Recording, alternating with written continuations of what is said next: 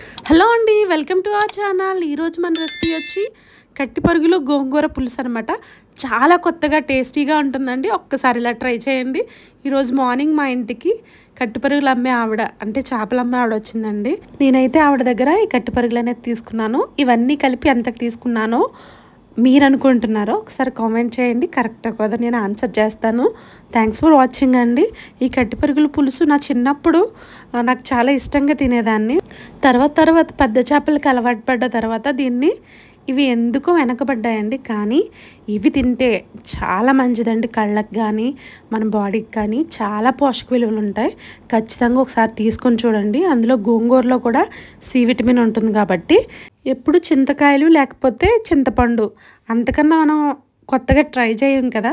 నాకెందుకో గోంగూర పప్పు తిన్నప్పుడు అనిపించింది అనమాట, చేపల పులుసులో గోంగూర వేస్తే ఎలా ఉంటుంది అని యూట్యూబ్లో సెర్చ్ చేశాను. ఎక్కడా దొరకలేదండి వీడియో.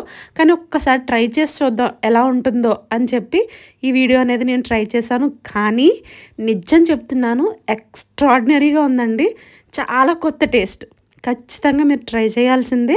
నేను ఈ విధంగా చూపించాను, ఆ విధంగా ట్రై చేయండి. చక్కగా ఫస్ట్ మెంతులు వేసుకొని కొద్దిగా జీలకర్ర వేసుకొని చిటపట్లాడిన తర్వాత అందులో పచ్చిమిరపకాయలు, కరివేపాకు అవి కూడా చిటపట్లాడిన తర్వాత ఆనియన్స్ వేసి బాగా డీప్ ఫ్రై చేసుకోవాలి. ఎప్పుడు కూడా చేపల పులుసుని సిమ్లో పెట్టుకొని జాగ్రత్తగా, టైం పడుతుందండి, టైం పట్టినా పర్వాలేదు, కొద్దిగా పేషెన్సీతో వండితేనే టేస్టీగా ఉంటుందండి. అన్నీ కూడా చక్కగా ఫ్రై అయ్యి మంచి ఫ్లేవర్స్ అనేది దిగే వరకు మనం స్లో కుక్ చేస్తేనే టేస్ట్ ఉంటుంది. మన పెద్దోళ్ళు చూడండి, చక్కగా ఆనియన్స్గా ఏదైనా కర్రీస్ చేయాలంటే కట్టెల పొయ్యి మీద చేసేవారు. అది చెప్పలేనంత టేస్ట్ ఉంటుంది. మనకు అవి అవైలబుల్గా ఉండవు కాబట్టి గ్యాస్లో చేసుకున్నా కూడా సిమ్లో పెట్టుకొని ఏ కర్రీనైనా కుక్ చేసుకుంటే దాంట్లో ఉన్న పోషక విలువలు కూడా పోవు, అలాగే న్యూట్రిషన్ వాల్యూస్ అన్ని దాంట్లోనే ఉంటుంది, అలాగే టేస్ట్ కూడా ఎన్హాన్స్ అవుతుంది. ఈ టిప్ అనేది మీకు చాలా బాగా ఉపయోగపడుతుంది. చాలామంది హడావిడిగా అటు ఇటుగా వండేస్తారు, దాంట్లో అస్సలు టేస్ట్ అనిపించదు అనమాట. అందులో మీరు ఎన్ని వేసినా, ఎన్ని ఫ్లేవర్స్ యాడ్ చేసినా అందులో టేస్ట్ అనేది అంతగా అనిపించకపోవచ్చు. ఇప్పుడు నేను మసాలా యాడ్ చేశాను కదండి, అది అందరికీ తెలిసిందే.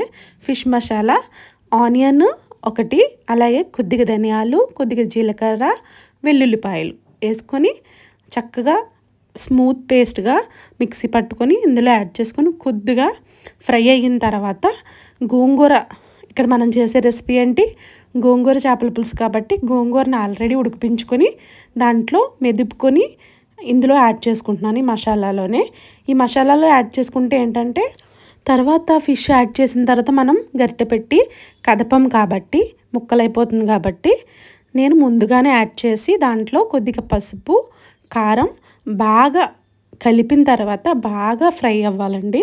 ఇక్కడే మన కారము, పసుపు కనుక ఫ్రై అయిపోతే మనకి ఆ ఫ్లేవర్ అనేది వస్తుంది. లేకపోతే కనుక పచ్చి వాసన కింద కారం స్మెల్ అనేది వస్తుంది.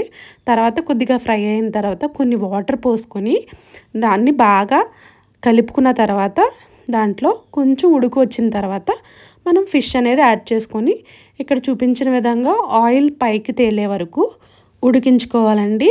కొద్దిగా టైం పడుతుంది, సిమ్లోనే పెట్టుకొని చక్కగా వండుకోండి. కొద్దిగా వాటర్ ఉన్నాయి కదా, మళ్ళీ కాసేపు ఉడకబెట్టిన తర్వాత కొంచెం వాటర్ అనేది దగ్గరికి అయ్యే వరకు, ఫిష్ బాగా ఉడికిపోకూడదు, అలా అని పచ్చిగా ఉండకూడదు, కొద్దిగా మొత్తంలోనే ఉడకాలి.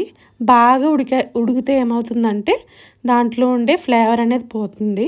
పర్ఫెక్ట్గా కుక్ అయ్యే వరకు ఉంటే సరిపోతుందండి. సో చక్కగా చూసారా, ఈ చేపల పులుసు అనేది రెడీ అయిపోయింది మన కోసం. వెంటనే వేడిగా ఉన్నప్పుడు కాకుండా కొద్దిగా చల్లారిన తర్వాత తీసుకుంటే చేపల పులుసు ఎప్పుడు కూడా టేస్ట్ అద్భుత అనొచ్చు. సో ఈ కర్రీ అయితే కనుక ఖచ్చితంగా మీరు ట్రై చేయాల్సిందే. ఈ వీడియో కనుక మీకు నచ్చితే కనుక ఒక లైక్ చేసి, షేర్ చేసి నన్ను సపోర్ట్ చేయండి. ఖచ్చితంగా మంచి మంచి వీడియోస్ మీ గురించి నేను చేస్తాను. సో ఏమైనా లోటుపాట్లు ఉంటే కనుక నాకు కామెంట్ బాక్స్లో ఖచ్చితంగా తెలియజేయండి. Thanks for watching.